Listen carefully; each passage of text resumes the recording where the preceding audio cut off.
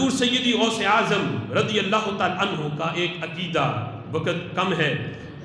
اہل سنت کا ایک عقیدہ ہے، آج ہم کسی ولی کے مزار پہ جائیں تو یہ ہمارا عقیدہ ہے کہ صاحب مزار کو پتہ ہوتا ہے کہ میرے مزار پہ آیا کون ہے، وہ دیکھتے بھی ہیں، فریاد سنتے بھی ہیں، سن کے حاجت روائی بھی کرتے ہیں۔ یہ تو اولیاء کے بارے میں ہمارا عقیدہ، تو نبیوں کے جو امام ہیں ان کے بارے میں پھر اہل سنت کا عقیدہ کیا ہوگا؟ لیکن نعوذ باللہ جو آج کا وہ مسلط طبقہ ہے وہاں پہ، وہ نجدیت، ان کا عقیدہ یہ ہے کہ ان سے اگر مانگو تو معاذ اللہ یہ کچھ نہیں سنتے، یہ تو معاذ اللہ مر کے مٹی میں مل گئے، یہ تمہاری کوئی مدد نہیں کر سکتے۔ اگر المدد یا رسول اللہ کہا تو یہ معاذ اللہ شرک ہے، اور اتنا بڑا شرک کہ ابو جہل نے بھی ایسا شرک نہیں کیا ہوگا۔ جو المدد یا رسول اللہ کو شرک سمجھے، ان کے ہاں المدد یا غوث جائز کب ہوگا؟ المدد یا داتا علی حجویری جائز کب ہوگا؟ لیکن ہم اہل سنت و جماعت کا عقیدہ ہے نبی تو نبی رہے، ولیوں کی بھی یہ شان ہے کہ ان کے مزار پہ جب کوئی بندہ جائے حاضری کے لیے، مومن ولی تو ولی رہے، عام مومن کی قبر پہ بھی جائے تو مومن کو بھی پتہ ہوتا ہے کہ مجھ سے ملنے کون آیا ہے، میری قبر پہ کون آیا ہے۔ یہ عقیدہ ہم اہل سنت و جماعت کا، اور ہو بہو جو عقیدہ سنیوں کا تھا یہی سنیوں کے امام حضور سیدی غوث اعظم نے بھی بیان فرمایا۔ بات اس بارے میں انہوں نے یہ باندھا، حضور سیدی غوث اعظم رضی اللہ تعالی عنہ نے مزارات پہ حاضری کے سلسلے میں، بات یہ ہے سوال القبر، قبر کے بارے میں، قبر کے اندر جو سوال و جواب ہیں منکر نکیر کے، ان کے بارے میں یہ بات، منکر نکیر کے سوال ذکر کرنے کے بعد حضور سیدی غوث اعظم رضی اللہ تعالیٰ عنہ بیان فرماتے ہیں وَنُؤْمِنُ، ہمارا ایمان ہے اس بات پہ، ہم ایمان رکھتے ہیں کس پہ؟ بِأَنَّ الْمَيِّتَ يَعْرِفُ مَنْ يَزُورُهُ إِذَا أَتَاهُ، ہمارا اس بات پہ ایمان ہے کہ میت جو ہے، کہا بھی اسے میت، ہم ہے میت ہی، اس لیے کہ وہ اس جہاں سے پردہ کر چکا، وہ اگلے جہاں میں جا چکا، بیچ میں پورے ایک جہاں کا فاصلہ ہے،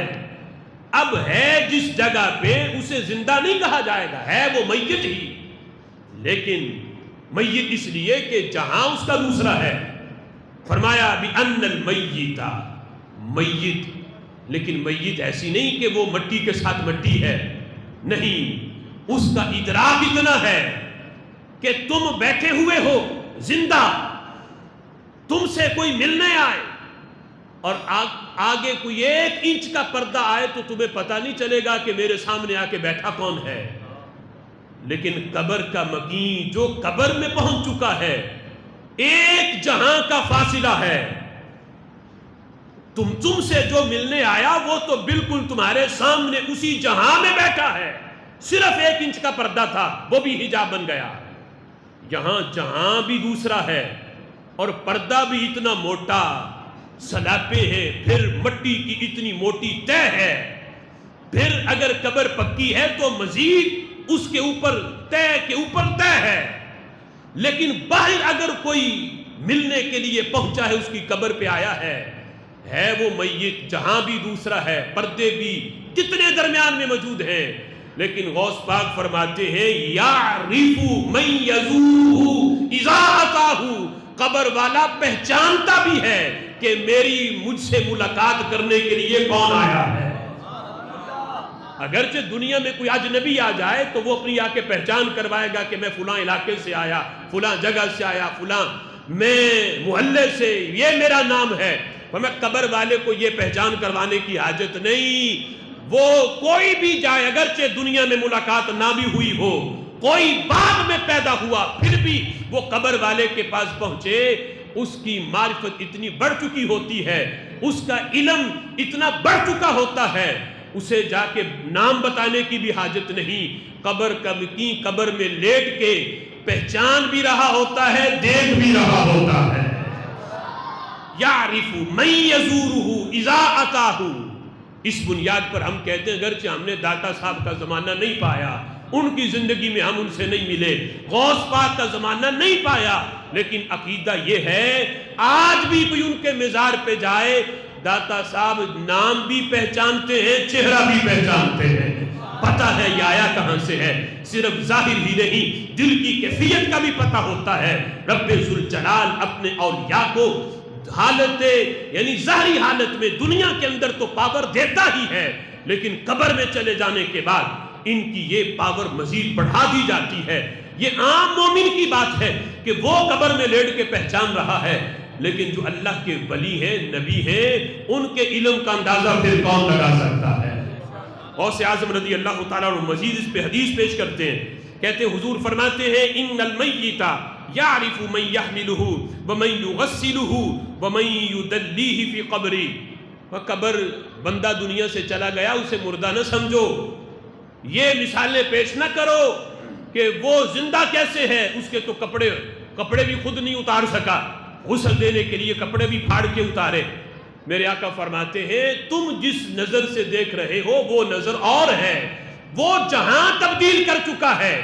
اب اس کی زندگی کو تم نہیں دیکھ سکتے، لیکن اللہ نے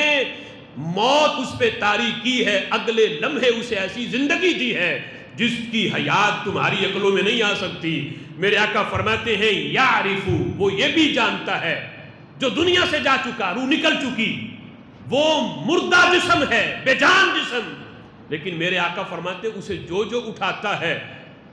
وہ میت اسے بھی پہچانتی ہے، پتہ ہوتا ہے کہ مجھے اٹھا کون رہا ہے، جو جو اسے غسل دیتا ہے اسے غسل دینے والوں کا بھی پتہ ہوتا ہے، جو قبر میں اتارتا ہے قبر میں اتارنے والوں کا بھی پتہ ہوتا ہے کہ کس نے مجھے قبر میں اتارا۔ اگر مردے کی صورتحال یہ ہوتی وہ مٹی کے ساتھ مٹی بن چکا ہوتا تو پھر یہ پہچان کیسی؟ میرے محبوب فرماتے اپنی حیات پہ اس کی حیات کو قیاس نہ کرو، تمہاری حیات کا انداز اور ہے اور میت کی حیات کا انداز اور ہے، جو تمہاری نظروں سے رب ذوالجلال نے اس حالت کو چھپا لیا ہے۔ فرمایا میت تو بولتی بھی ہے، یہاں تک کہ انسانوں اور جنوں کے علاوہ بقیہ اللہ کی جتنی مخلوق ہے وہ ساری اس کی چیخ و پکار کی آواز سنتی ہے، لیکن اللہ نے انسان کے کان سے اس کی آواز کو پوشیدہ کر دیا تاکہ فرمایا اگر انسان اس کی آواز کو سننے لسائی کا انسان بے ہوش ہو جائیں، وہ برداشت ہی نہ کر سکے۔ اللہ نے چونکہ کائنات کا نظام بھی چلانا تھا اس لیے انسانوں کے کانوں پہ حجاب ڈال دیا۔ فرمایا پاس بیٹھا باپ اپنے بیٹے مردہ بیٹے کی آواز نہیں سن رہا، لیکن پاس بندھی ہوئی بکری سن رہی ہے،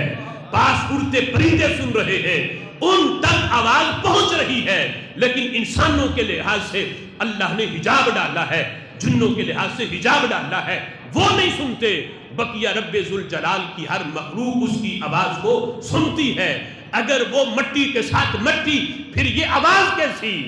رب ذوالجلال بتانا چاہتا ہے یہ حجاب میں نے صرف انسانوں تمہاری آنکھوں سے اور تمہارے کانوں پہ ڈالا ہے، وگرنہ حیات آج بھی زندوں سے بڑھ کے میں نے مرنے والے کو عطا فرما دی ہے۔ حضور سیدی غوث اعظم رضی اللہ تعالیٰ عنہ کے عقائد کے لحاظ سے یہ موضوع بڑا طویل ہے، ٹائم بھی ہو چکا، انشاءاللہ العزیز اگلے جمعے ہم مزید تفصیل کے ساتھ اس